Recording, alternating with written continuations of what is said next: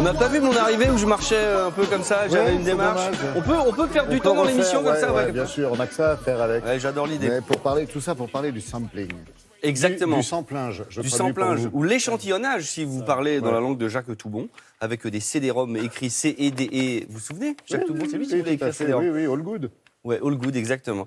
Eh bien, voilà, le sample ou l'échantillonnage. C'est vrai que depuis les années 80, puisque c'est la technologie qui a permis ça, on peut prendre des petits morceaux de musique et reconstruire un morceau avec ces petits morceaux. Alors, soit une rythmique, soit des choses comme ça, des petits éléments, des voix, etc. Donc, évidemment, après, vous avez des droits à payer, tout un bazar.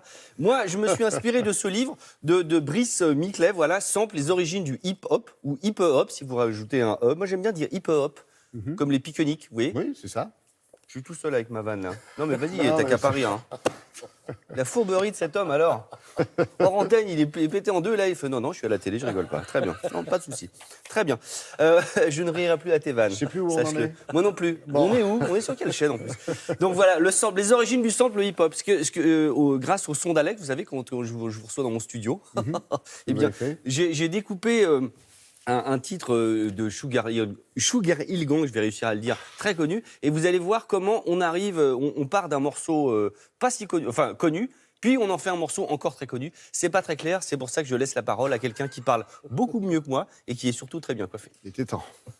I said a hip hop, a hibbit to the hip hop, you don't stop to rock it to the bang bang boogie. Say up jump the boogie to the rhythm of the boogie to beat.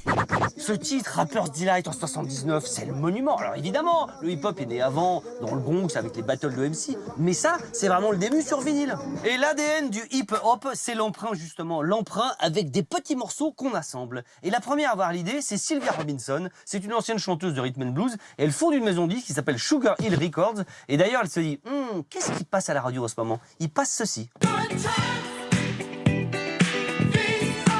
Ça, c'est une bonne base. Chic, good time. Ah ouais. Et au milieu de ce morceau, vous avez un passage avec juste de la basse que vous connaissez par cœur.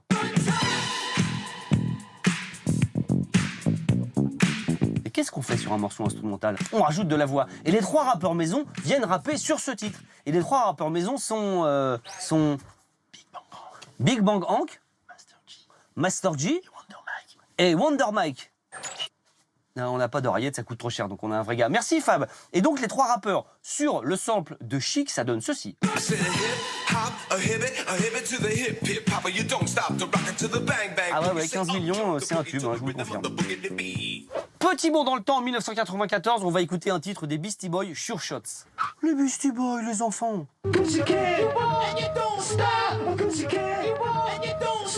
Vous entendez la petite flûte derrière? Cette petite flûte vient de 1969, un disque de Jeremy Steig. C'est simple, c'est élégant, vous rajoutez une grosse rythmique qui vient de chez Run DMC. Les Beastie Boys, la petite flûte, la rythmique, ça fait quoi?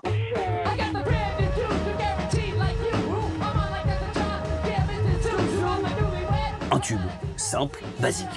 C'est déjà fait? Ah, pardon.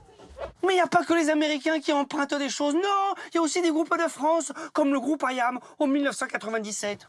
Mais si, sur l'album L'école du micro d'argent. Quoi? Vous voulez que j'arrête l'accent? Mais demandez-le, appelez au SVP 1515, faites quelque chose, devenez proactif, c'est important, c'est pas le sujet. Bien, eh bien, sur l'école du micro d'argent, vous avez le côté obscur de la force obscure de la force. Le quoi? L'Empire du côté obscur. L'Empire du côté obscur, c'est pareil. Et ce morceau, il est bien. Le sombre monarque débarque et étale son pouvoir, la puissance de l'ombre s'installe. Est-ce que vous vous souvenez, l'intro de ce morceau démarre avec une voix, quelqu'un qui a raconté une histoire. C'était ça. Au fond de ce couloir, une porte entr'ouverte, d'où nous parviennent les accords d'une musique. C'est Daniel Gélin qui raconte Jules Verne. Allons un peu plus loin dans le morceau. C'est le côté obscur de la force. La voix, ça vous dit quelque chose? C'est la voix de Dominique Paturel, l'excellent comédien qui raconte Star Wars. C'est le côté obscur de la force. Et maintenant, c'est mon cadeau, je vais vous faire écouter une version que vous n'avez jamais entendue. Vous connaissez la marche impériale de Star Wars? Imaginez le morceau d'Ayam avec la marche impériale. C'est le côté obscur de la force. La force obscure. Le sombre monarque débarque et étale son pouvoir, la puissance de l'ombre. C'est vachement bien. Mais pourquoi on l'a jamais entendu? Eh ben parce qu'ils n'ont pas eu les droits. Je vais vous en faire de la marche impériale pas chère, moi.